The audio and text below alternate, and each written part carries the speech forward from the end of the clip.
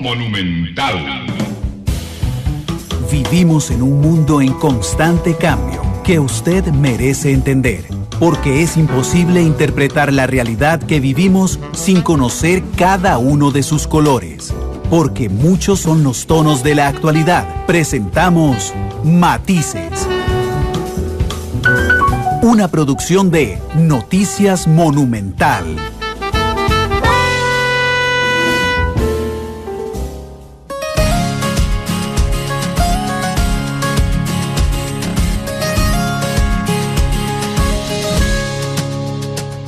Yo no voy a ver este programa de Radio Monumental, que es una producción del Departamento de Noticias, en el que analizamos los temas que son noticia en Costa Rica y en el mundo. Muchas gracias de verdad por estar con nosotros en este segundo programa de la semana. Ayer tuvimos con nosotros a la ministra de Hacienda, doña Rocío Aguilar, quien durante la hora y media de programa nos dibujó más o menos el tema fiscal y el proyecto fiscal del gobierno de la República. Muchas gracias. Hoy, si lo notan, no había pasado en 4 años, empezamos con una canción.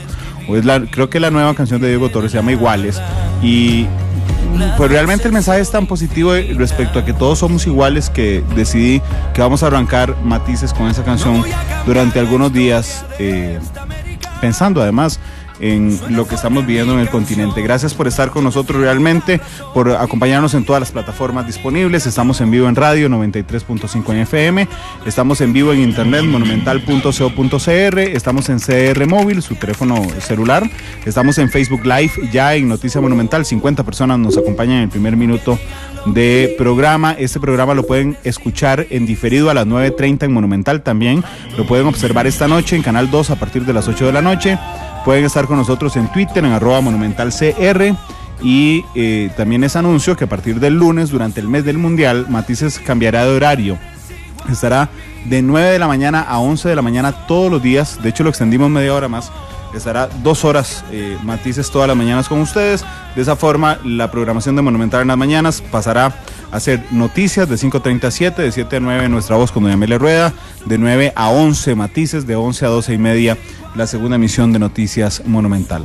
La semana pasada les hemos contado en Noticias Monumental, se publicó un estudio de 2016 con razón del Día Mundial de la Acción por los trastornos de la conducta alimentaria, que realmente a los papás nos genera, a los adultos en general, no tenemos que ser papás, nos genera muchísima preocupación, y pasa justamente por los trastornos alimentarios de los chicos y chicas en primaria y en secundaria. Así es que ese será el tema de hoy. De hecho, les voy a presentar a nuestras invitadas de hoy. La doctora Rosana Mauro es experta en temas de trastorno alimenticio en niños. Doctora, bienvenida a Matices, ¿cómo le va? Muy bien, muchas gracias por la invitación. Y la doctora Norma Mesa, que es la presidenta del Colegio de Profesionales en Nutrición. Doctora, ¿cómo le va? Muy bien, muchísimas gracias a todos y muchas gracias a ustedes por la invitación. Uno más o menos plantea cada entrevista diferente respecto al tema que va a tratar, pero yo quiero arrancar hoy con los datos de una vez y respecto a esto vamos conversando, si les parece, porque a mí realmente me asustó. Yo les contaba fuera de micrófono que me puse a pensar qué hacía yo a los 8 o 9 años, qué hacían mis hermanos de 8 o 9 años, y resulta que jugábamos todo el día casi, íbamos a la escuela y jugábamos, esa era la vida, y disfrutábamos y sonreíamos. Y realmente yo nunca, hasta adulto, me puse a pensar en las calorías que estaba consumiendo, si sentía hambre comía, esa era, digamos, es la norma básica, tenía hambre comía, esa era lo que hacía chiquitito. Sudaba mucho porque jugábamos todo el día, no pensaba que eran carbohidratos, no tenía idea que eran proteínas, excepto por los exámenes de ciencias, me lo aprendía de memoria y se me volvía a olvidar inmediatamente. No me preocupaba si la ropa me quedaba holgada o no. Yo solo vivía. Y entonces creo que esa es la realidad de mi generación y de la generación que estuvo antes que yo. Pero resulta que este estudio que hizo INCIENSA, que es el Instituto Costarricense de Enseñanza e Investigación en Salud, la UCR y la UNED, lo que demuestra es que casi 4 de 10 estudiantes, el 40% con peso normal, afirman sentirse gordos. Y más de 57% están descontentos con su imagen corporal. Pero además 37,2% de los encuestados dijo contar las calorías que come. a esas edades, no estamos hablando de adultos, 31% evita comer harinas en su infancia y en su adolescencia. El 14,2% siente culpabilidad al comer, y este es increíble, un 11% le gusta sentir el estómago vacío. Esos son los datos de nuestro país, en nuestra niñez y en nuestra adolescencia. No sé usted que me escucha y que se acordó de su niñez y de su juventud ahora, a mí me paran el pelo, no sé a usted. Doctora Mauro, ¿por qué antes no era un tema de preocupación esto? ¿Por qué yo no me preocupaba a los 8 años o a los 10 de las calorías que estaba comiendo y hoy sí? Pues en realidad yo creo que ha sido un cambio en el estilo de vida que tenemos como país y como sociedad, en el cual tenemos muchísimo acceso a información, a redes sociales. De hecho, podríamos decir que tenemos exceso de información, y a veces esta información se pasa a los niños y niñas de una manera que tal vez no es la más sana. Entonces, por ejemplo, podrían ser cosas como que tenemos un ideal de belleza que es inalcanzable, básicamente. Si vemos a un maniquí no podría existir como persona. Sin embargo, eso es a lo que aspira muchísima gente a verse así. Tenemos la idea que cualquier dieta es permitida. Tenemos dietas que aparecen de moda todos los días, todas las semanas, en revistas, en redes sociales. Tenemos niños que están más expuestos al material que se consigue en redes sociales acerca de este cuerpo perfecto, pero por otro lado también tenemos un mensaje de que hay exceso de comida rica, divertida, barata, de fácil acceso. Entonces empezamos con una contradicción entre lo que yo puedo comer y lo que está disponible para mí y lo que yo debería cómo yo debería lucir. Entonces empieza una contradicción entre lo que me exigen de cómo me debo ver y por otro lado la abundancia de alimentos con alta palatabilidad que son baratos y que quisiera tener. Entonces empieza a sentirse una incoherencia entre lo que yo soy y lo que la sociedad me pide que sea. Entonces tenemos que distinguir que estos trastornos y estas incomodidades del cuerpo y de la figura no pasan de un momento a otro, es algo que se va generando de generación en generación. Gracias, y lo que yo creo que está pasando ahorita es que ponemos demasiado valor social en cómo nos vemos. En la forma, en la figura, o sea, somos considerados exitosos, somos considerados que tenemos muchos amigos, que vamos a ser muy felices si somos delgados. Y entonces empezamos a ver una gordofobia, en donde si yo tengo un poquito más de peso, si yo me veo diferente, si de repente no encajo dentro de esa figura esbelta, o por otro lado esa figura con curvas, entonces no soy exitoso, no soy feliz. Entonces empieza a haber esta exigencia de alguna manera y sinceramente creo que la reproducimos en las casas, porque entonces los papás muchas veces queriendo de buena manera satisfacer a sus hijos y que ellos sean exitosos y que se vean delgados, incurren muchas veces en comentarios acerca de mira qué bonita está esta persona bajo peso, qué bonito ser más delgada, uy, que cómo me engordé, me fui de viaje, me fui a la playa y comí de más, ya no puedo comer más en 3 días. Entonces empezamos con estos comentarios que le ponen todavía más valor a la delgadez y a ese físico perfecto, y eso genera que los niños sientan que es muy importante y que es un valor, casi que el valor fundamental, cumplir con estos estándares sociales de belleza y de figura. Entonces ahí empezamos con la contradicción, y es alarmante, como dice usted, que realmente tantos de nuestros hijos estén inconformes con su cuerpo, que de hecho estar inconforme con el cuerpo es uno de los riesgos o de las señales de alerta para un trastorno de alimentación. Claro.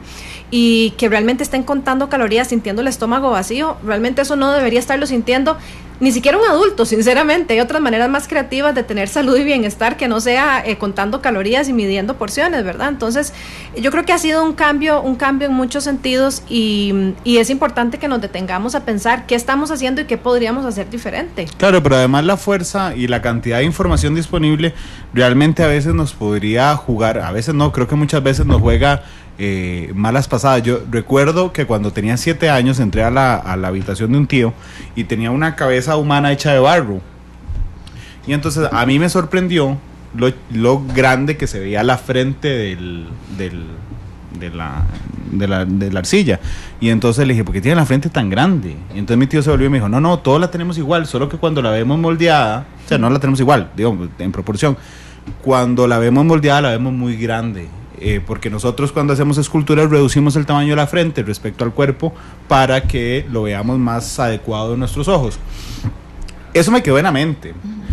Lo que pasa es que para poder confirmar eso, después en el colegio siempre me acordaba de eso, después busqué una enciclopedia, hasta que después cuando entré a la U ya había internet, entonces lo busqué en internet. Okay. Si hoy le pasa eso a mi hijo, no durará 14 años con la duda, durará 3 minutos, se va a meter a internet y va a ver, y además como va a buscar respecto a la cabeza y al tamaño del cuerpo humano, seguramente la próxima vez que se meta en Chrome o en Google a buscar algo, entonces le saldrá un aviso, un pop-up a la derecha diciéndole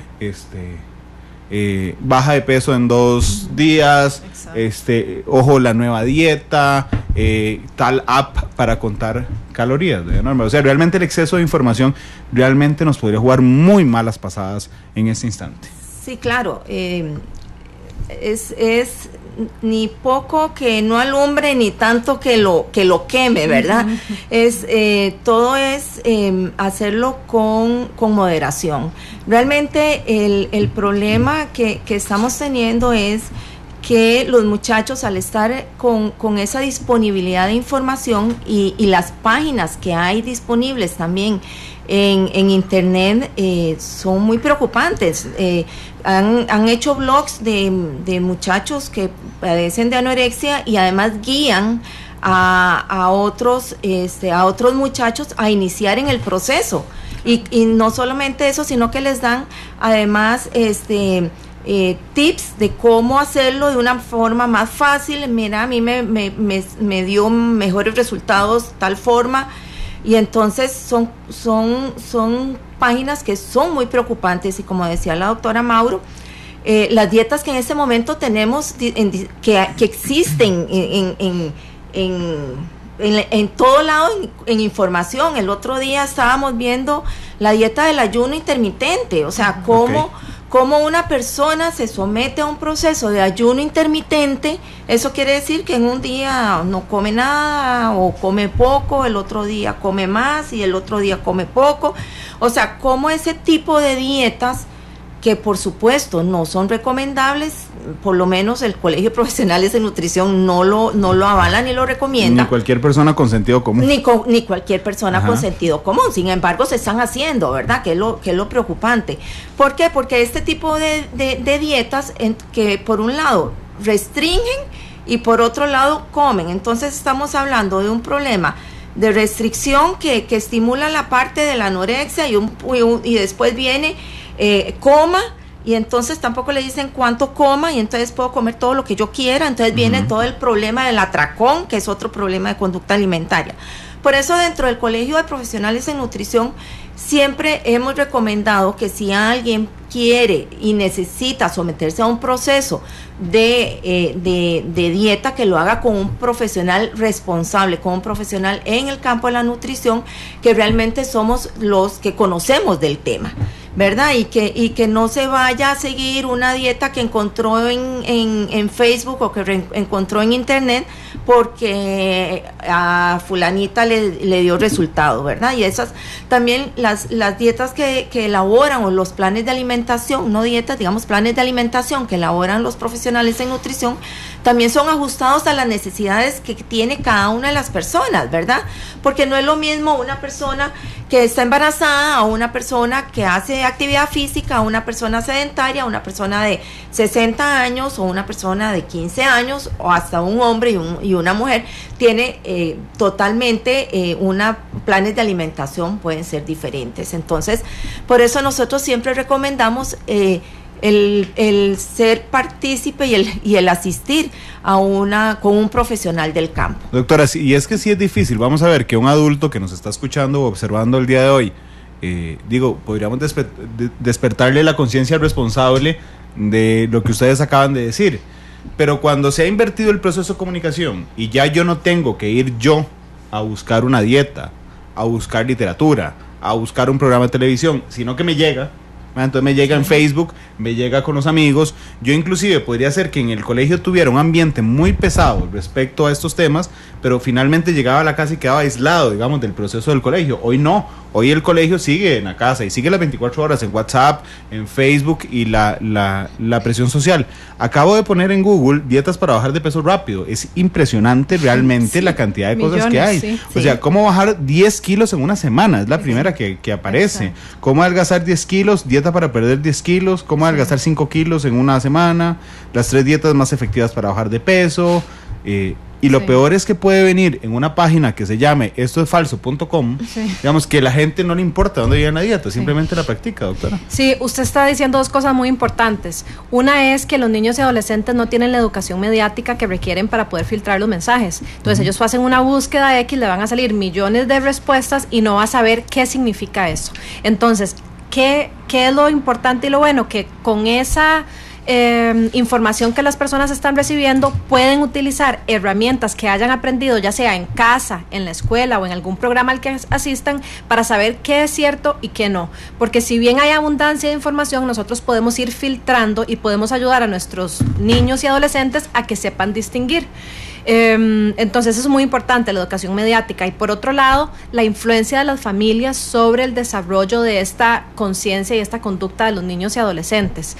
Yo siempre digo esto: el mundo se puede estar rompiendo afuera de la casa, puede estarse cayendo las montañas, todo el mundo puede estar haciendo dieta o pueden estar en prácticas no saludables, que si en la familia se mantiene una buena comunicación, un buen modelado de conductas sanas, además se tiene el momento para discernir y para compartir en familia esos mensajes que sí funcionan, que no, y se tienen estos espacios de retroalimentación, ese niño o niña está mucho más protegido para no desarrollar un trastorno de alimentación y al contrario, tener una conducta sana. Entonces, como papás y como adultos, porque puede ser que no sea con nuestros hijos o hijas, sino que sea con un vecino, con un sobrino, con el hijo de un amigo, podemos generar esa influencia positiva y utilizar ese rol de modelaje para poder influir y darles un buen conocimiento. Un día eso se estaba viendo, no sé si lo han visto porque sale recurrentemente en los videos en Facebook, en uno que a mí me parece muy interesante. Hay uno que dice cómo ha avanzado el baile, por ejemplo, en los últimos 100 años, entonces uno ve el baile. Y hay otro que decía cómo ha avanzado la moda y el cuerpo en los últimos 100 años. Y realmente uno ve no solo cómo cambia, digamos, la vestimenta, sino cómo cambia la percepción y el cliché, digamos, del cuerpo perfecto, y va disminuyendo tallas realmente, digamos, de manera impresionante. Sí. Tanto, y les quería, y ojo que he visto solo el cuerpo de la mujer, no he visto ninguno del hombre, pero debe ser muy parecido. Sí. Pero un día de estos estaba conversando con un amigo de los temas más triviales que se les pueda ocurrir, de Avengers contra DC Comics, de Superman y Batman versus, ¿verdad? Y entonces se volvió y me dijo, ¿y vos a quién preferís, a la Viuda Negra o a la Mujer Maravilla? Y entonces yo le dije, no, a mí Scarlett Johansson, que la Viuda Negra me parece encantadora. Y entonces me dijo, no, es un toquecito gruesa, yo prefiero a la actriz, que se me fue el nombre, de la Mujer Maravilla. Yo no sé si ustedes la han visto, pero la actriz de la Mujer Maravilla es realmente súper delgada. Y entonces resulta que en este instante, hoy, que estamos hablando 5 de junio a las 2:24 de la tarde, es una de las personas que más tiene seguidores en Instagram, ¿no? Que más tiene admiradores, por supuesto, y que es casi el cliché de la belleza, digamos, puesto en pantalla. Claro. Y entonces todos reafirmamos una y otra vez, ya no solo los niños, sino todos, papás, industria, comercio, televisión, radio, música, refuerza ese estereotipo de belleza. Claro, el asunto es que la imagen de belleza o lo que nosotros consideramos como bello ha cambiado a través de las décadas, de los siglos, hasta más de los siglos, porque antes, si nosotros vemos personas que pintaban los antiguos pintores y los escultores que hacían las esculturas, eran de mujeres gruesitas, hasta más redonditas, exactamente. Esa era la belleza. Conforme ha avanzado el tiempo, conforme ha venido avanzando el tiempo, la imagen de la belleza ahora es una persona muy delgada, y hasta más, lo estamos viendo hasta con las cirugías plásticas que se están haciendo y que se están volviendo de moda, ¿verdad? Si nosotros vemos cuáles son las cirugías que son más comunes, son las de aumento de senos y la de aumento de glúteos, ¿verdad? Sí. Entonces, eso de hecho, afrontémoslo, hay gente que se opera que uno dice, ¿para qué se operó? Sí, claro. Exactamente. Que quedaba mejor antes. Exactamente, sí, por supuesto. Exactamente. Entonces, vean, o sea, cómo la imagen de belleza ha venido cambiando. Pero sí la figura de la mujer delgada, que la mujer tiene que mantenerse sin plana en el abdomen, ¿verdad? Y eso es lo que ha venido saliendo. Entonces, eso es lo que también hay que tener cuidado a nivel de los hogares. Yo siento que muchas veces, a veces los padres cometemos errores de cómo tratamos a veces a nuestros hijos, ¿verdad? Y entonces uno le dice, mira, pero estás un poquito gordito, mira, cuídate, mira. Entonces todos esos comentarios que se hacen a nivel del hogar influyen y podemos hasta manejarlo como un bullying a nivel del hogar, ¿verdad? Inclusive la familia más lejana, la que uno nunca ve, y entonces dice, ay, lo veo alentadito. Sí, exacto. Y dice, ¿qué es alenta? O repuestico, ¿verdad? Sí, repuestico. ¿Y eso qué es? Sí, y es que también hay otros trastornos, digamos, de la conducta alimentaria que no son los comunes que hemos oído hablar desde hace muchos años, que es, digamos, la anorexia, que es la persona que deja de comer por mucho tiempo y empieza a perder de peso y se aleja de su núcleo familiar y cambia su alimentación totalmente, y entonces son personas como mencionaban ahora también, que pueden volverse vegetarianas porque la idea que atrae, ¿verdad?, todo el proceso del vegetarianismo, pero no lo saben hacer. El problema es que no lo saben hacer correctamente, porque también el vegetariano es todo un estilo de vida, ¿verdad? O no lo hace por la razón correcta, digamos, no necesariamente porque está convencido de ser vegetariano, sino porque cree que va a adelgazar siéndolo. Así es. Exacto, porque si yo soy vegetariana y tengo además un problema de alimentación, puedo quitar un montón de alimentos, ya no porque me dan miedo, porque siento que voy a engordar, sino digo, es que yo soy vegetariana, no tengo que comerlos, ¿verdad? Sí. Como usted decía, doctora Norma, igualmente hay otros trastornos que no encajan dentro de esta imagen tradicional que tenemos como la anorexia, sino que hay trastornos como por ejemplo la ortorexia, en el cual la persona se obsesiona con que la comida sea sana y que sea natural, y pasa horas pensando qué va a comer, cómo se preparó, no sale de la casa si no sabe qué va a poder comer o con qué ingredientes se preparó. Entonces, y esa ortorexia es cada vez más común, y lo que pasa es que es socialmente aceptada, porque valoramos demasiado también el comer sano y el comer natural, y no nos damos cuenta que hay un porcentaje de personas que no es tan pequeño, que está siendo víctima de ese mensaje, y que ese mensaje que supuestamente es bueno, que hay que comer natural, que hay que comer sano, se está yendo al extremo, y nosotros lo estamos promoviendo.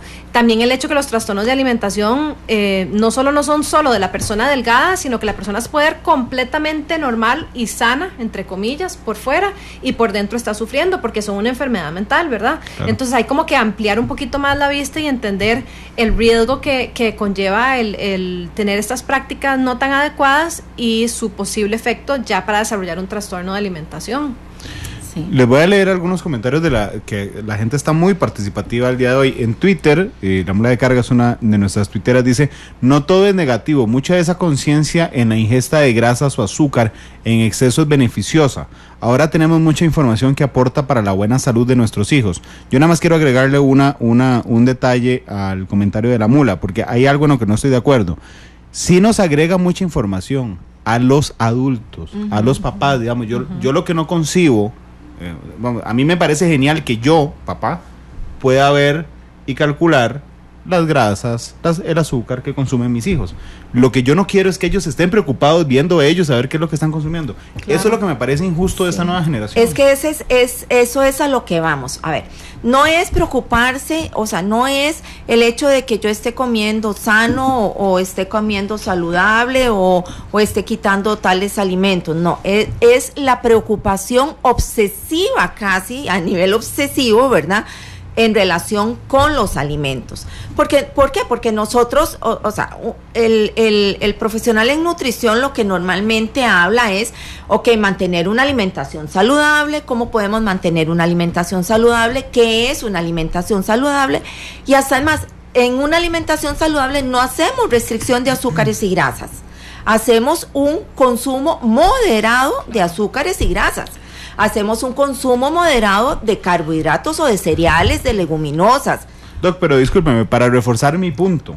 Sí, pero eso, digamos, eso lo lee el papá, o claro, lo recibe el papá. Claro. El chico de 8 años no tiene que decir, estoy consumiendo un montón de grasa. ¿Cuánto es? Pero digamos, pongamos ese ejemplo, como usted dice, sí es cierto que tener más información acerca de moderar grasas y azúcares es bueno, porque es una herramienta. Pero ¿qué pasa? El adulto toma ese mensaje y lo que va a hacer es promover una alimentación baja en azúcar, que tenga consumo moderado de grasas, y le va a presentar a sus hijos una alimentación sana, balanceada, y le va a decir, vean, ustedes tienen esta comida, pueden consumir la cantidad que su cuerpo necesite, porque idealmente un niño va a estar en contacto con esas necesidades físicas, y el papá o mamá no va a pasar a decirle a sus hijos, cuenten calorías, vean gramos de grasa, vean gramos de azúcar, o no le van a decir a los hijos tampoco, la grasa es mala, el azúcar es malo. El problema es cuando la mamá y el papá, que muchas veces de buena intención dicen, hay que quitar las grasas y los azúcares porque son malos, dan diabetes, dan enfermedad del corazón, todos en la casa estamos sin grasa y azúcares. Ahí es donde viene el mensaje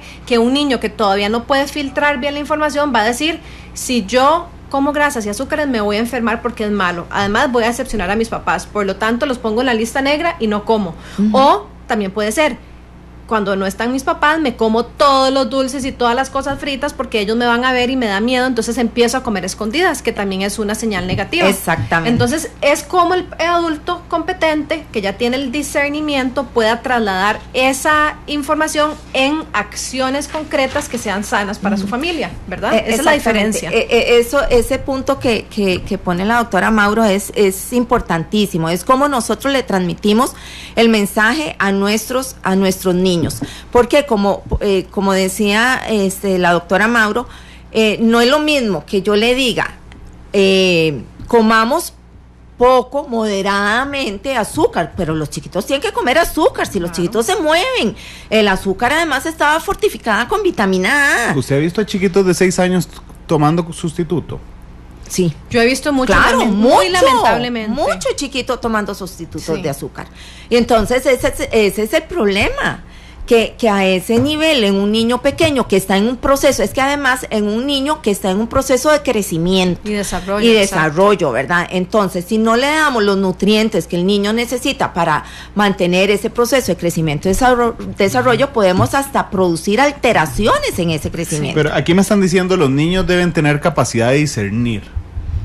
¿Le dicen a usted? Sí, me lo estaban comentando. Ok, los niños pueden recibir educación y entrenamiento en habilidades y destrezas para más adelante en su vida poder discernir. Sin embargo, hay una manera muy bonita de ayudarle a los papás a crear un ambiente saludable en comida, que es la división de responsabilidad de una canadiense que se llama Ellen Satter. Nos dice, los papás eligen calidad de comida, ponen en su mesa alimentos variados, tomando en cuenta los gustos de toda su familia y que sean variados y balanceados. Y se acostumbra también que los papás pongan horas regulares de comida. Sin embargo, los niños aprenden desde que son pequeños a discernir cuánta cantidad de comida deben consumir y si quieren comer o no de algo. Sin embargo, por eso es tan importante el modelado, porque si un niño se le deja comer lo que quiera, el niño siempre se va a ir por la comida que sabe muy rico, que casi siempre es la grasa y el azúcar, porque los vegetales son amarguitos y nuestra lengua recibe primero el dulce. Entonces, el hijo o el niño puede aprender y puede ser un ser humano competente y que discierne en términos de comida, pero un niño no nace aprendido. Es nuestro deber como papás o adultos competentes poderle enseñar y que ese niño eventualmente lo sea. Sin embargo, no podemos confiar en que los niños van a saber de discernimiento desde siempre. No es así. O sea, el niño puede aprender, definitivamente. Sin embargo, los adultos, por eso estamos ahí. Hay que ejercer límites saludables, hay que promover el bienestar, por ejemplo, comunicándonos, haciendo ejercicio en familia. El niño nos ve a nosotros comer y está captando por medio de la imagen que le transmitimos si comemos de manera tranquila, sin culpa, sin decir que cómo nos engordamos, de una variedad de alimentos, ¿verdad? Entonces, ese niño va a ir aprendiendo sin que le digan nada. Si lo ponen a cocinar, por ejemplo, es un niño que va aprendiendo destrezas y habilidades y que más adelante va a poder cocinar también, involucrarse. Si va a la feria del agricultor, increíble, está ayudando a elegir incluso esos alimentos sanos y naturales que su familia va a disfrutar después. Inclusive comer con culpa es lo que a mí me parece lo peor eso del mundo. iba a comentar yo, o sea, el problema que a veces y que es lo que genera también los trastornos de la conducta alimentaria es la culpa que sentimos por habernos comido un postre, por ejemplo. Exacto. Por la culpa que sentimos por habernos comido unas papas fritas. Exacto. Y eso es lo que no debemos, o sea, si no lo comimos, bueno, no lo comimos, hagamos un poco más, asuma y haga un poco más de ejercicio para complementar o para disminuir un poco el efecto. Y mañana entonces no se coman las papas fritas y no se coma el postre y coma un poquito más saludable, coma más frutas, coma más vegetales. Pero el asunto es esa generación de culpa, que es lo que genera muchas veces el trastorno. Además que no hay que pensar que cada comida tiene que ser perfecta. O sea, uno ve la alimentación sana y balanceada en términos de balance en las semanas, en los meses, porque a veces tenemos, como dice doña Norma, comemos más cantidad de grasa, a veces comemos más azúcar, a veces nuestro cuerpo naturalmente nos va a mandar necesidad de cosas más frescas, más vegetales, más frutas. Entonces incluso a veces no hay ni que pensarlo. Si uno está en contacto con el cuerpo y siente el hambre, siente la saciedad, va a sentir ese placer y casi que esos antojos por cosas más frescas. Entonces el cuerpo tiene una naturaleza sabia, que realmente si desde niños enseñamos que puede sentir esa hambre, que puede diferenciar de emociones, porque a veces comemos por emociones, pero al niño le podemos enseñar que hay una parte que es emocional y una parte que es física, y cómo diferenciar entre ambas para poder tomar mejores decisiones. Entonces estamos creando niños competentes. Claro, inclusive no hay nada peor, ahora que hablaban de la culpa, por ejemplo, y yo lo he visto muchísimo, de alguien que llega donde un chico y le dice, ¿usted se comió todo eso? Dice, pues ya se lo comió. Sí, déjalo tranquilo. Sí. O a la mitad del helado, y pues si usted se está comiendo ese helado, dice, ya se lo está comiendo, ¿ya qué? Sí, ¿ya qué? Digo, la cosa es que no esté ese helado en la casa, por ejemplo. Exactamente, y que entonces que mañana, entonces, en lugar de darle el helado, le podamos dar un pedacito de sandía. O sea, como ir haciendo cambios que digamos en una alimentación saludable, y muchas veces las personas que digamos que no son nutricionistas creen que nosotros solamente comemos y damos vegetales y ayote y chayote y ¿verdad? Y zanahoria y lechuga. Sí, y no es cierto, o sea, uno puede comer de todo, pero una forma moderada, y es que ahí es donde entra la moderación. Si mantenemos un consumo moderado, evitamos por un lado el sobrepeso y por otro lado también evitamos el bajo peso, ¿verdad? También. Sí, por los dos lados. Entonces es comer de forma tal que quedes satisfecha, pero no que uno diga, ay, ya no puedo más, se me va a estallar el botón porque ya, el botón de la blusa porque ya no puedo más, ya no me cabe Además, afrontémoslo, el colegio debería tener 4 millones de afiliados, porque resulta que desde que hay internet, todos somos nutricionistas. Sí. Es decir, todos sabemos realmente, lo buscamos en Wikipedia y en 2 momentos sabemos cuánto tenemos que consumir, cuántos litros de agua tenemos que comer, qué es lo mejor para nuestro cuerpo, así. Hay 4 millones de nutricionistas. La pseudociencia realmente, ¿verdad? O tenemos también como profesionales en nutrición el intrusismo profesional muy fuerte, o sea, cualquier persona que ha leído un poquito de nutrición siente que puede dar consejos, y es muy diferente hacer un análisis específico de la condición médico-nutricional de un paciente, hacer una prescripción que puede o no tener una dieta y hacer un seguimiento, ¿verdad? Claro. No, y hasta además hay alimentos que dependiendo de la enfermedad que tenga la persona tienen que ser evitados, tenemos que eliminarlos. ¿Por qué? Por su condición patológica.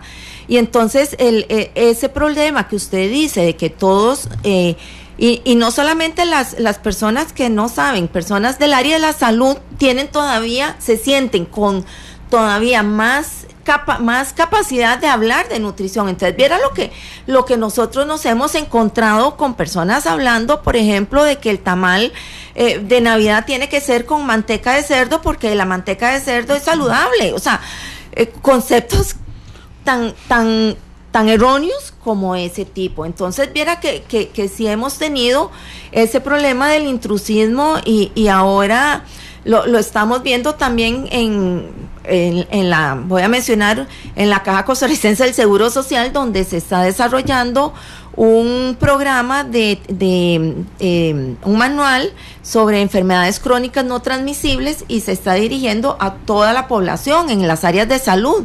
Y entonces tenemos el problema que básicamente enfermedades crónicas, tenemos dislipidemias, tenemos hipertensión arterial, tenemos diabetes mellitus, tenemos obesidad, y entonces en aquellas áreas de salud donde no hay nutricionista, todos los profesionales de la salud tienen la posibilidad y la capacidad de dar consejos en nutrición.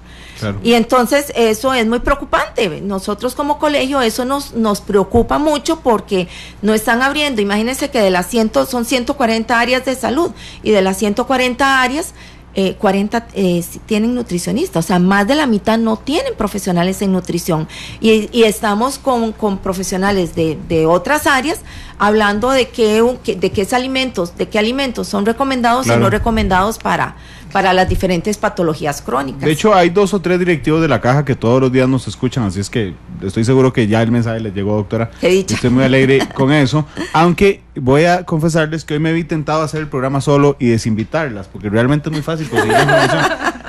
Yo acabo de poner en Google ¿cuántas calorías debo consumir al día? Y ya sé, aquí me salió. Agarre sus kilos, multiplíquelo por 22, si hace ejercicio sume 350 diarias.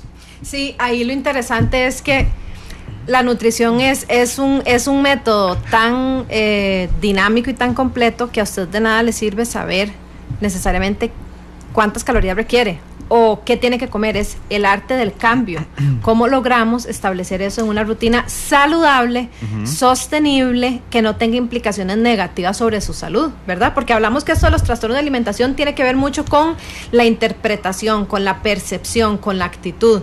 Y usted le pueden decir que necesita 2.200 calorías, pero usted los puede comer en grasa, o se los puede comer en vegetales, o los puede comer en frutas, o puede hacer una decisión sensata por su vida y llevar algo más saludable. De hecho, vamos a ver, por supuesto ustedes entendieron que era sarcasmo lo que yo estaba haciendo, pero digamos, la gente que nos está escuchando es justamente por eso, es muy fácil. Al link que yo me metí es la primera, es el primero que salió en Google, es decir, es muy fácil realmente caer en el error y no estamos jugando con cualquier cosa, digamos, no estamos ni siquiera arreglando la computadora y pidiendo un manual para cambiarle mayúsculas a todo Word.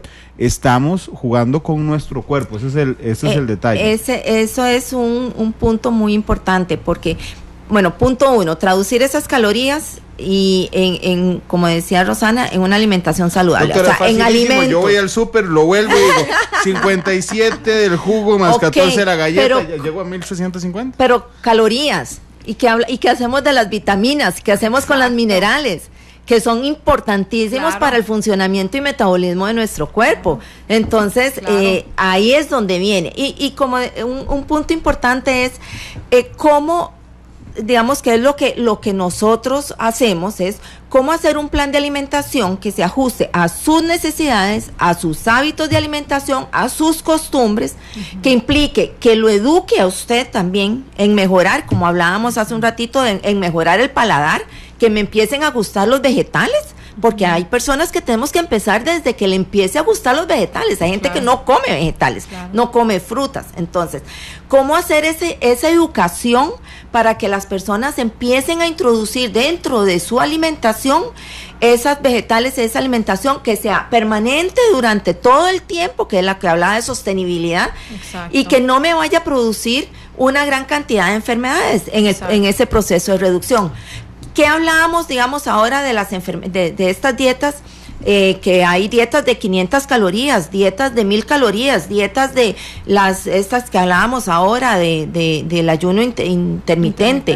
O sea, ¿cuáles son los riesgos que yo como persona me estoy sometiendo por hacer ese tipo de dietas? Claro. Y existen evidencia científica en donde, por ejemplo, estudios han desarrollado que esta dieta del ayuno intermitente lo que me va a generar en un mediano plazo, ni siquiera en un largo, en un mediano plazo, es que me genere una diabetes mellitus tipo 2. Claro. Entonces, ya... Y cuando le da, nadie va a decir, ay, mira, fue porque hice dieta. No, claro. Claro, o a veces puede ser de seguro ya del tiempo o de la mala alimentación. Sí, claro. O sea, no lo asocian. Claro. Y no solamente ese tipo de enfermedades, tenemos hasta problemas de lipidemias, tenemos problemas de hasta de presión alta que pueden producir. Entonces, esas dietas locas, lo que me alteran es el metabolismo completo del organismo. De hecho, doctora, yo no sé cuál es el nombre científico, pero cuando a uno se le baja el azúcar, hipoglicemia. Hipoglicemia, sí. Okay. Cuando a uno se le baja el azúcar, y lo digo porque me pasó hace poco y realmente es horrible, las neuronas funcionan con base en el azúcar que da la energía. Claro. Y cuando si alguna vez alguien que nos está escuchando viendo se le ha bajado el azúcar y se le baja mucho, cuesta pensar, o sea, cuesta decidir bien si usted va manejando, si usted está trabajando, porque las neuronas no funcionan correctamente por algo sencillísimo. Claro. Le faltó azúcar en el día. Claro, hasta problemas, hasta riesgo de un accidente puede tener. Y es que el azúcar es el nutriente con el cual el cerebro obtiene su energía. Claro. Es la sustancia energética del cerebro. Y es que ese es el peligro de ponerse a hacer dietas de moda o dietas locas y que uno encuentra. Es como si uno se pusiera a automedicarse por Google, ¿verdad? Que uno dice, tengo una migraña que me aparece 3 veces por semana y uno busca los medicamentos, va a la farmacia y se los compra. Uno no haría eso, ¿verdad? O al menos alguna gente lo hace, pero no debería. Es lo mismo con las dietas. Lo que pasa es que la gente dice, es un alimento, no pasa nada. Sí pasa. Cuando empezamos a hacer una dieta de moda, una dieta loca, estamos poniendo en riesgo nuestra salud y nuestra felicidad. Como usted decía, el cerebro funciona de glucosa, por medio de glucosa, el cerebro y sistema nervioso, y necesitamos una cantidad dada.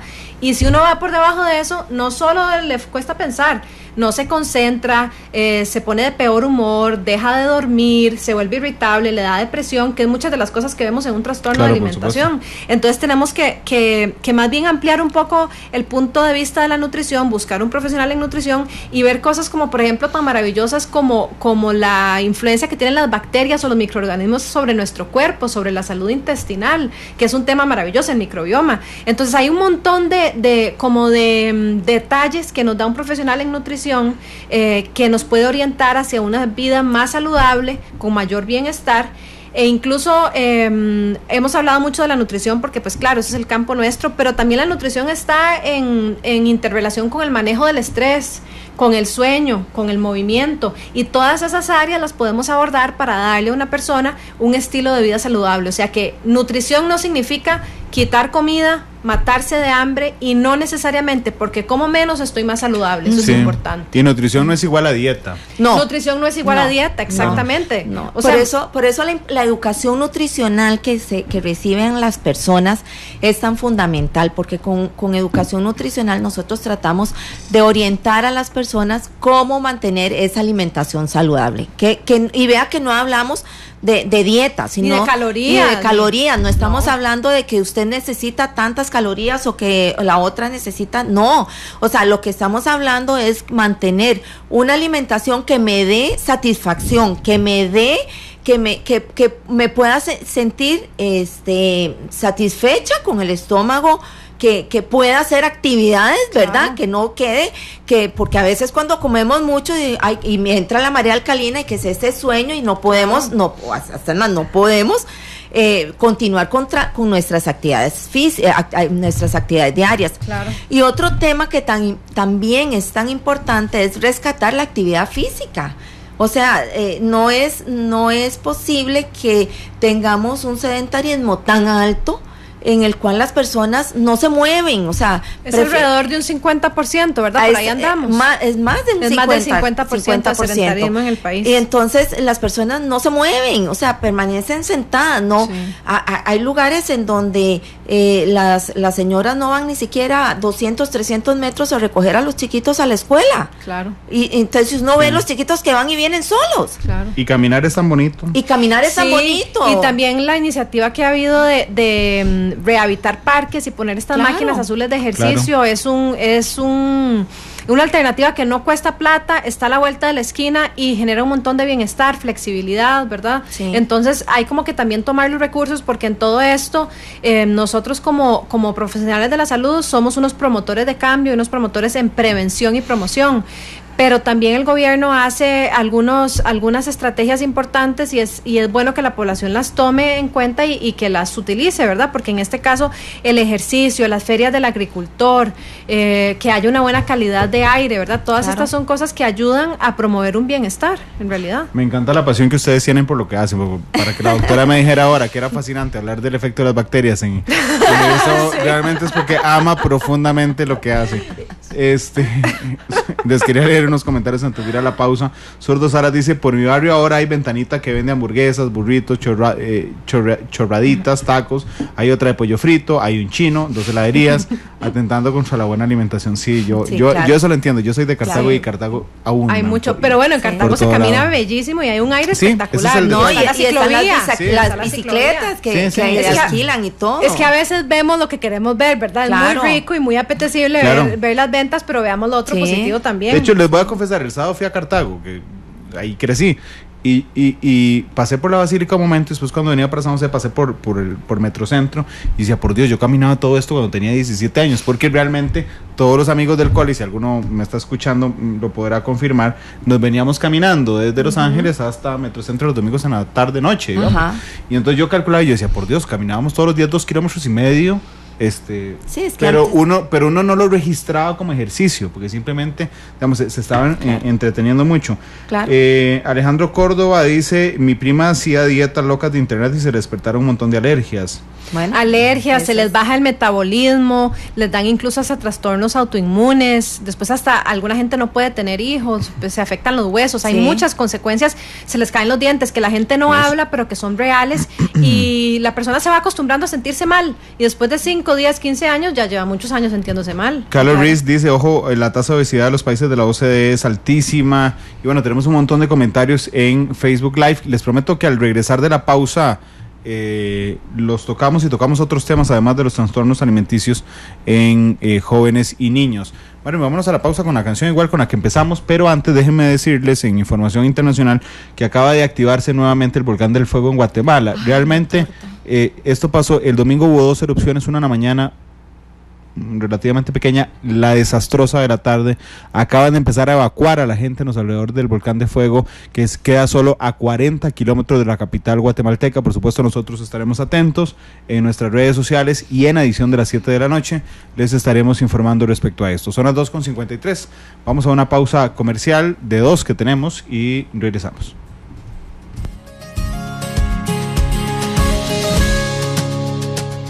Yo no voy a avergonzarme de estas lágrimas, ni callar mi corazón, ni rendirme en el perdón, porque es sincero lo que soy. No bajaré mi bandera. La actualidad, sus tonos, sus contrastes. Esto es Matices.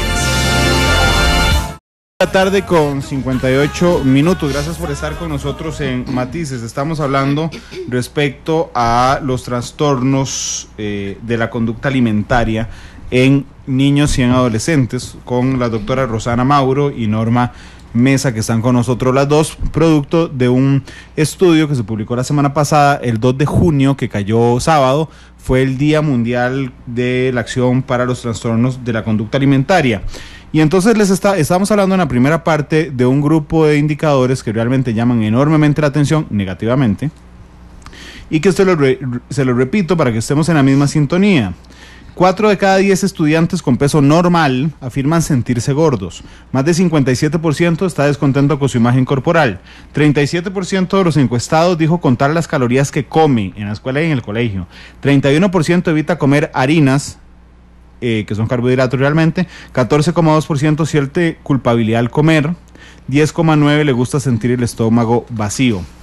Pero más allá de esto, resulta, y ahora lo rozó la doctora Mesa un poco, que es más probable, las personas que tienen trastornos de la conducta alimentaria tienen 50% más probabilidad, voy a reconvertir la cifra.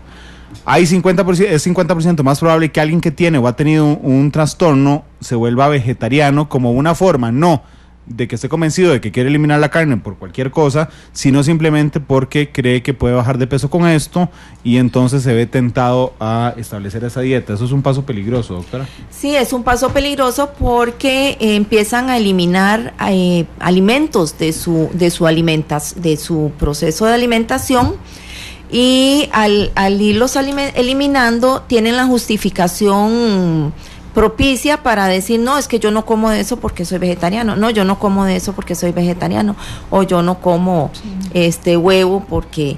y entonces el problema es que el trastorno de la conducta alimentaria se enmascara dentro de un cambio de alimentación, de pasar una alimentación normal a una alimentación vegetariana. Sí, realmente cuando uno oiga a un niño, a un adolescente decir, o incluso un adulto que quiere volverse vegetariano, hay que explorar muy bien las razones, a ver si es porque le dan lástima a los animales, o si es porque le da miedo la grasa animal, le da miedo la carne roja, que hemos oído mucho como mensaje de salud pública que la carne roja hay que evitarla, que alguna gente puede decir a veces que afecta el corazón, que aumenta el colesterol. Entonces muchas personas escuchan ese mensaje y deciden, esto es malo y si lo quito pues voy a tener, como decía la doctora Norma, la excusa perfecta para no comer. Entonces termina siendo como una forma de aislarse de la comida, y termina siendo un comportamiento un poco negativo y destructivo que podría ser el inicio de un trastorno de alimentación. Ustedes señalan también en el estudio que si los jóvenes dedican más de 3 horas diarias, por Dios, a pensar en su dieta diaria, se preocupan más por la calidad de los alimentos que del placer de consumirlos, y existe una planificación excesiva de lo que se comerá al día siguiente, se puede estar ante una ortorexia, que es otro de los trastornos. Sí. Ya de por sí a mí me parece que un adolescente gastando 3 horas al día pensando en qué comer ya nos debería prender todas las alarmas, pero ¿qué es ortorexia? Sí, realmente la ortorexia es un trastorno de la conducta alimentaria en donde, como usted dice, se empieza a dar una obsesión por la comida biológicamente pura y sana, y la persona entonces siente que tiene que comer todo de forma natural, se preocupa demasiado por la calidad de la comida. Eso hace que tenga que planificar mucho lo que va a comer, porque por ejemplo si va a ir a un lugar con los amigos o con la familia, tiene que llevar su propia comida, porque si no siente que va a tener una gran ansiedad porque no sabe qué alimentos va a poder conseguir, y empieza entonces a pasar mucho tiempo pensando o planificando acerca de la comida, al punto que, por supuesto, si uno dura 3 horas del día pensando en comida, en cuerpo, en figura, se empieza a aislar, se empieza a deprimir, y es un trastorno bastante serio porque también, como yo decía antes, es normal en nuestra cultura juntarse con un grupo de gente y decir, ¿en qué dieta estás? ¿Estás más flaca? ¿Estás más gorda? ¿Viste a fulanito de tal? ¿Verdad? Entonces es como algo socialmente aceptable. Claro. Lo que no se da cuenta la gente es que se puede desencadenar en un trastorno de alimentación serio, en donde la persona ya empieza a tener deficiencias nutricionales severas.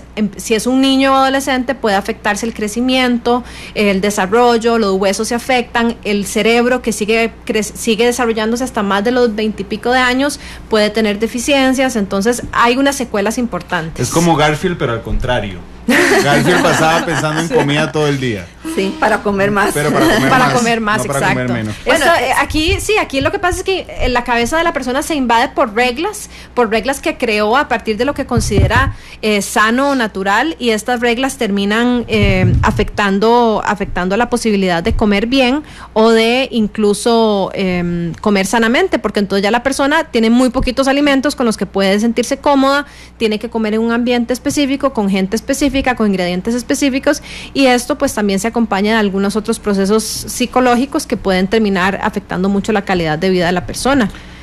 Hablemos de las recomendaciones a los padres y familiares. Ustedes dicen textualmente, que hay que estar atento a esto. 1, la persona deja de comer junto con los otros miembros de la familia y da excusas como estoy lleno, ya comí o no me gusta esa comida.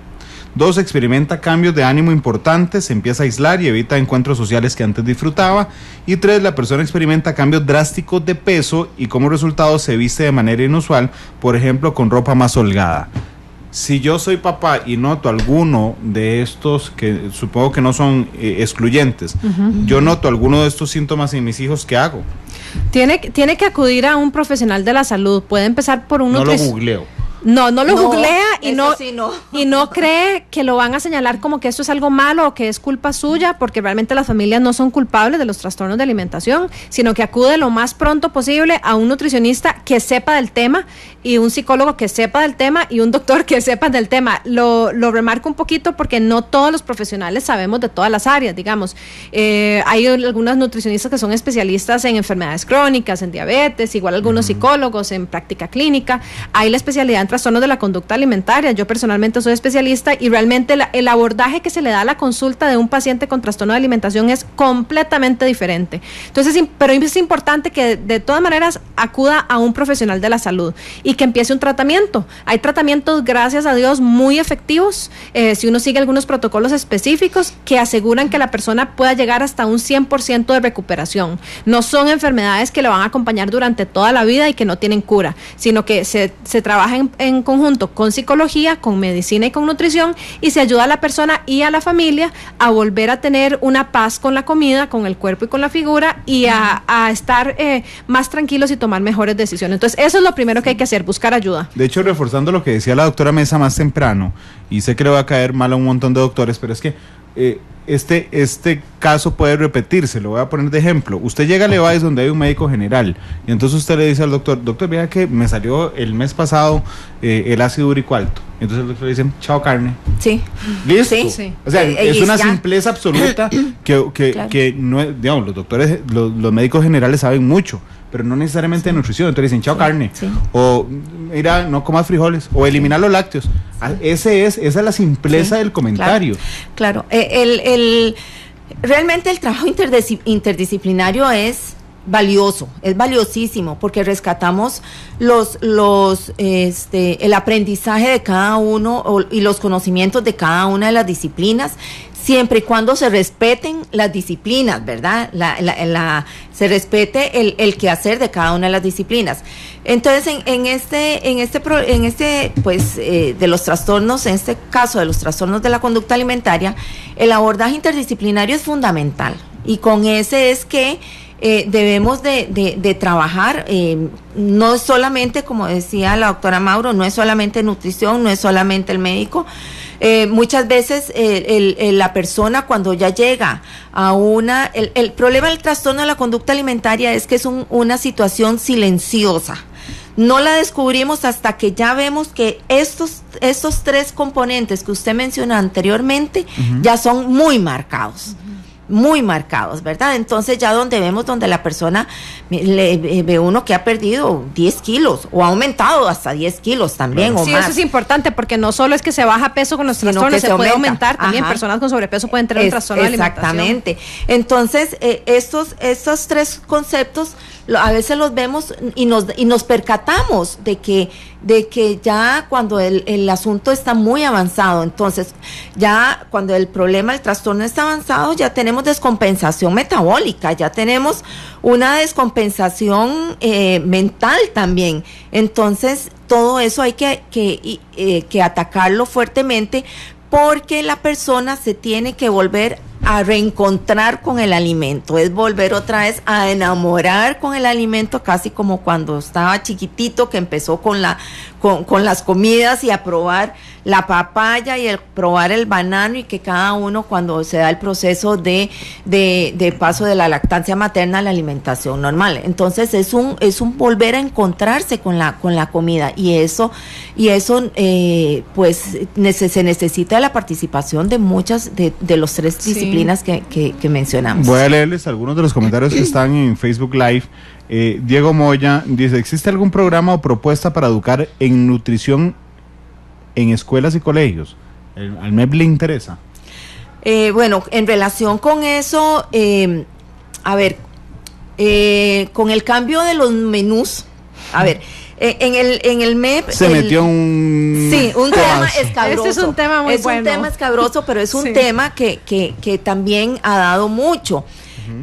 Con este cambio de alimentación en propuesta que hizo la Universidad de Costa Rica, paralelo a eso se está trabajando un plan piloto en el cual los colegas puedan aportar en la parte de los servicios, digamos, del comedor escolar, apoyando a las docentes, a las cocineras y también en el comedor con las compras de alimentos, desperdicios, etcétera, pero también manejando la parte de educación nutricional.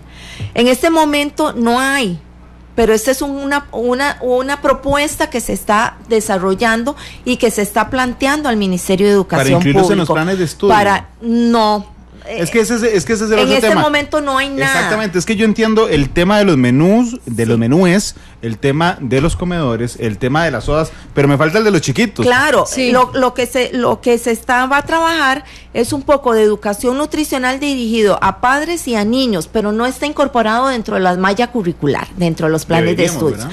Deberíamos. Está incorporado en algunos temas, por ejemplo, en algunos temas de ciencias que se ve, carbohidratos, pero yo estoy con mis hijos, es una página de libro donde dice pirámide alimentaria. Sí. Vea, y hasta más, se habla la pirámide alimentaria, que en Costa Rica ni siquiera se usa la pirámide alimentaria, eso es de Estados Unidos. En Costa Rica lo que se usa es el plato de alimentación. Que es un recurso maravilloso. Exactamente, entonces, porque es más visual. Y yo creo que más que darles información, es darles destrezas y habilidades, o sea, crear estos niños con discernimiento y competencias para poder tomar buenas decisiones a la hora de la alimentación, el manejo del estrés. Por ejemplo, el mindfulness es una maravilla y es tener atención sobre el presente y aprender a manejar el estrés y la ansiedad.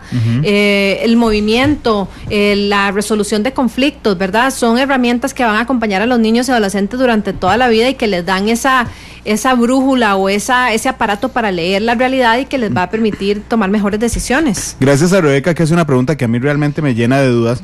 Dice, ¿qué pasa con el tema de desparasitarse? ¿Cada cuánto se hace? Hay personas que lo hacen para botar todo lo que se come. Vamos a ver. Ya lo entiendo. No es tiene... que yo cuando, digamos, antes no nos desparasitábamos. Sí, no, ya nos estamos metiendo en un tema que no es de nutrición, pero normalmente la gente se tiene que desparasitar una vez al año, ¿verdad? O cada 6 meses.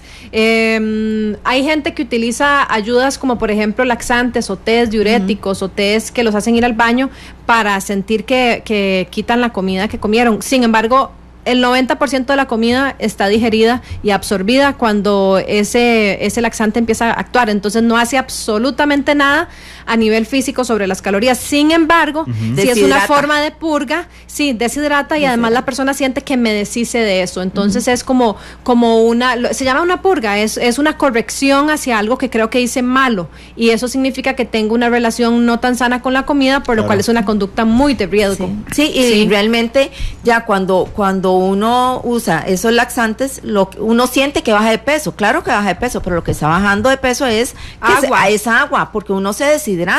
Y después lo repone. Y después lo repone, exactamente. Exacto. Con un vaso de agua que se tome ya lo repuso, sí, ¿verdad? Entonces... es como cuando uno amanece y se ve en el espejo y dice, qué flaco. Sí, y se come la primera comida y ya otra vez volvió. Ay, por Dios. Yo quisiera que la primera hora del día se mantuviera las 24 siguientes. Una pregunta que ha sido repetitiva a lo largo del programa, no sé cómo se dice porque le preguntan diferente. Dieta cetónica, dieta cetogénica. Cetogénica. Le dice, por favor, dígales que se refieran a eso, no tengo idea qué es.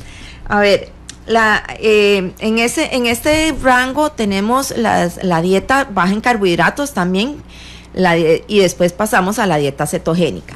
La dieta cetogénica o la baja de carbohidratos es aquella que el consumo de carbohidratos totales, creo que no anda mayor de 10 a 15 gramos de carbohidratos totales. Eso quiere decir... Y hay algunas que permiten hasta 70, 80 gramos, pero es muy por debajo de lo que el cuerpo necesita, que mínimo necesita 120 gramos. Entonces, el punto es que está muy por debajo de necesidades físicas. Ajá.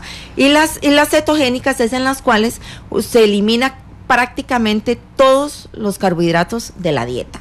Entonces, ¿qué significa eliminar los carbohidratos de la dieta? Tenemos que eliminar frutas, tenemos que eliminar cereales, tenemos que eliminar panes, tenemos que eliminar leguminosas, tenemos que eliminar obviamente azúcares, postres y todo. No solo grasas, incluso algunos lácteos. Entonces, lo único que puede comer son grasas, son grasas saludables.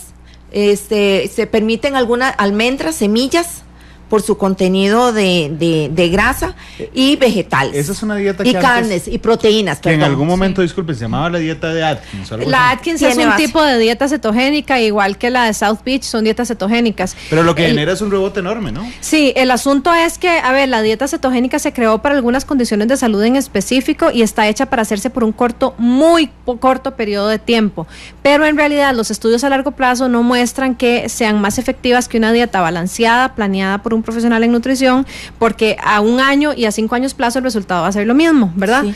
Entonces, hay unas condiciones de salud muy particulares. Por ejemplo, si una persona tiene un proceso de cáncer o una enfermedad autoinmune o epilepsia, pero son muy específicas, entonces es una prescripción de dietoterapéutica que un profesional haría, pero no es para todas las personas, no es para un niño, no es para un adolescente. Hay que tener mucho cuidado con la cetogénica.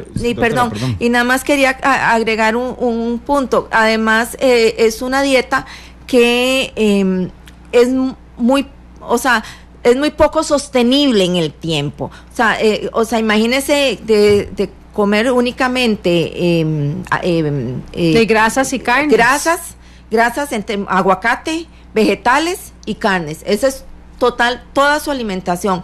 Entonces estamos eliminando los carbohidratos y que, como hablábamos, si la persona no está acostumbrada a esa reducción de carbohidratos, empieza a sentirse, lo que hablábamos, mareada porque le falta la glucosa para la energía del cerebro, hay cambios de humor, pero no es grave si a uno le falta energía para el cerebro. Claro. No, mentira, estoy pichando. No, o sea, yo me quedé. ¿Cómo me va a decir eso? No, más que alguna gente le puede decir a uno que no es grave, que no pasa nada. Yo solo me estoy muy acostumbrada a que me digan eso. O sea, yo solo me mareo y ya. Vea, hay pacientes que yo he visto que andan con cetogénica por mucho tiempo y se les caen las uñas, se les cae el pelo, ¿verdad? Pierden el tono de la piel. Yo las uñas no las usaba para nada. No, y también hay personas que hacen actividad física y que hacen una dieta cetogénica, si no está acostumbrada a hacer una dieta cetogénica, puede caer ahí sentada, acostada, ¿verdad? Con un desmayo.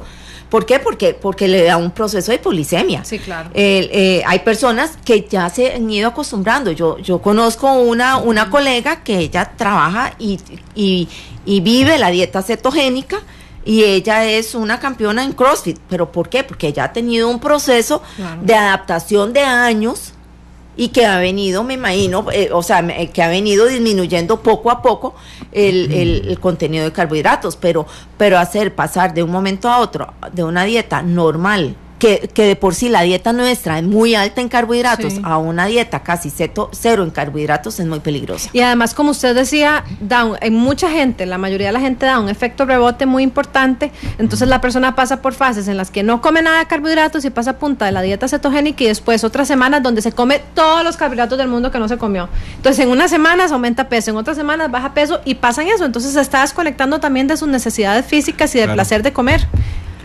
Permítame ir a la última pausa, son las 3:17. Y les cuento además que siempre yo le pido al invitado del programa que escoja la canción con la que vamos a cerrar. Así es que hoy entre ustedes dos van a tener que escoger la canción. Son las 3:17. Vamos a la pausa con esa canción que hoy empezamos a utilizar nosotros también aquí en Matices Iguales, de Diego Torres. 3:18, ya volvemos.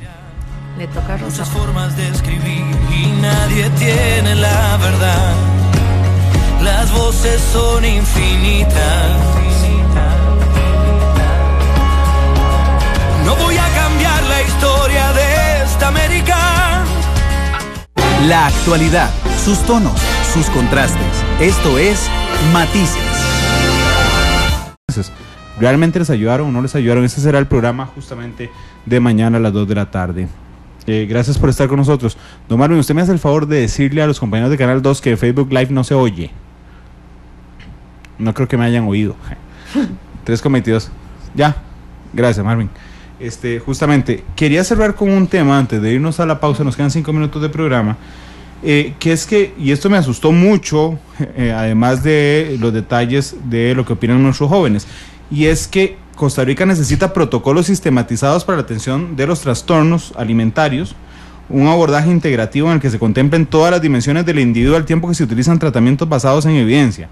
Esto, en español, lo que me lleva a concluir es que no tenemos un protocolo en el sistema de salud público para atender estas situaciones? En realidad, en Costa Rica no tenemos equipos interdisciplinarios formados para atender integralmente los trastornos de alimentación, y tampoco tenemos clínicas, además, aparte de la clínica del adolescente del Hospital de Niños, que el Hospital de Niños sí los trabaja, y por lo tanto no se sabe al unísono a nivel de los hospitales de la Caja qué hacer cuando se recibe un paciente con trastorno de alimentación, empezando por cómo detectar, cómo se presenta un paciente. Puede presentarse deshidratado, puede presentarse con taquicardia, puede presentarse normal y corriente pero deprimido, ¿verdad? Entonces nos falta muchísimo que avanzar en este tema. Actualmente el Ministerio de Salud, a través de la Secretaría Técnica de Salud Mental, está promoviendo y empezando a formar una comisión para generar un programa interdisciplinario de atención integral de los trastornos de alimentación, pero está apenas empezando y está reuniendo expertos en el tema. Tengo esperanza con esto para que podamos avanzar, porque realmente no existe y no tenemos realmente grandes datos de prevalencia a nivel del país. No sabemos cuánta gente se está enfermando. Ese era el otro en el que quería detenerme. No tenemos datos de prevalencia. Es decir, no tenemos idea cuántos. Si yo le pregunto hoy cuánta gente tiene ortorexia en Costa Rica, no sabemos. No sabemos. Por eso le hablamos a usted de estadísticas de riesgo, porque es lo que tenemos. La Encuesta Nacional de Nutrición del 2008, que nos dice, por ejemplo, que 1 de cada 4 mujeres tiene un trastorno de alimentación, probablemente por los factores de riesgo, pero no contamos con datos de prevalencia. Entonces, a nivel de la Caja existen algunos datos de egresos hospitalarios, pero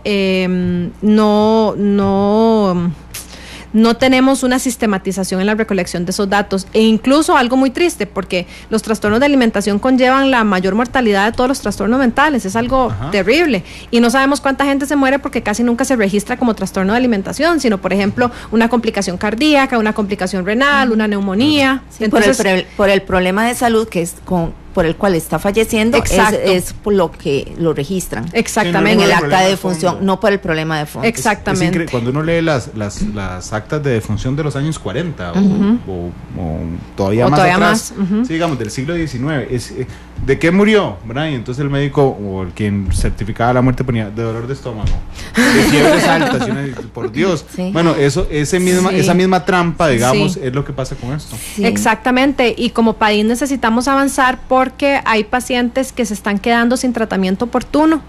Y también tengo que decir que no hay ningún programa de prevención de los trastornos de alimentación. Entonces tenemos 2 áreas muy importantes: trabajar en prevención en niños, principalmente en edad escolar, que es donde mayor influencia existe, para que hagan efecto estos programas, y después tener protocolos de atención a nivel sistematizado de toda la Caja, y que incluso a nivel privado las personas se pongan a utilizar esos protocolos también para poder atender a los pacientes con alta efectividad. Sí, porque realmente la forma en que se aborda son para atacar los síntomas que en ese momento que la persona llega tiene. Exacto. O sea, si la persona llegó con deshidratación, entonces le ponen suero. Si la persona y listo. Sí. Y ya, claro. Si la persona llegó, bueno, con depresión, puede ser que hasta lo refieran a la parte de psiquiatría, sí. Que sería lo mejor que pudieran hacer. 6 meses después. Sí, claro. Pero no se aborda integralmente.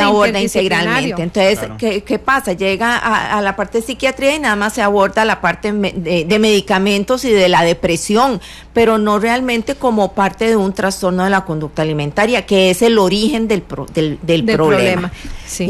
Y al no tener ni políticas públicas, no tenemos los protocolos, no hay ni datos, entonces de ahí estamos en el limbo en este tema. Exacto. En este tema. Y también el problema que tenemos es también un poco de falta de conocimiento de cómo abordar a veces esos temas cuando nos llegan. Sí. Entonces, ¿por qué? Porque no todos tenemos la experiencia, digamos, un poco que tiene la doctora Mauro en el tema, ¿verdad?